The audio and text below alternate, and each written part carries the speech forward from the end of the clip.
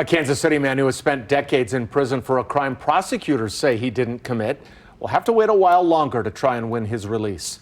KCTV5's Greg Payne explains where Kevin Strickland's case stands after a hearing this morning. Even though Kevin Strickland was not able to appear or have his hearing today, there were a group of people that came from out of state to show him some support. They're called the National Organization of Exonerees, a group out of Michigan filled with members, all of which have been exonerated. Today they made the trip to Kansas City in hopes of seeing Kevin Strickland be released from prison. But that didn't happen. People tend to forget that there's lives on the end of this. There's a human being on the other side of what's happening today. Someone sitting in the cell wrongly. Kevin Strickland swears he's innocent in a 1978 triple murder which took place in Kansas City, meaning he spent 4 decades in prison.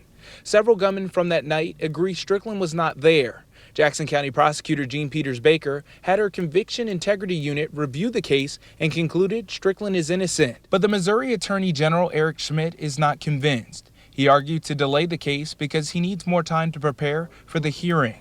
That delay was granted yesterday. Schmidt also wants to recuse all judges from Jackson County from hearing this case. Certain people within the institutions of the justice system that like to frustrate the process as much as possible. The Attorney General's office didn't speak on camera to reporters this morning, but according to today's judge, their office must send any final request for evidence in the case by 5 p.m. tomorrow to the Jackson County prosecutor and defense. A frustrating process for Jean Peters-Baker, who wants to see Strickland have his day in court. Just when? When is that going to happen?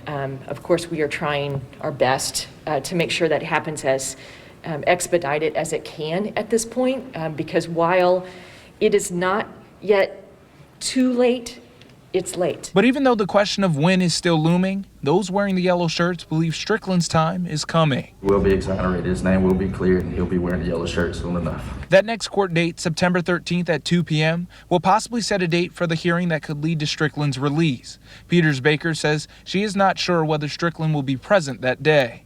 Reporting in Kansas City, I'm Greg Payne for KCTV5 News.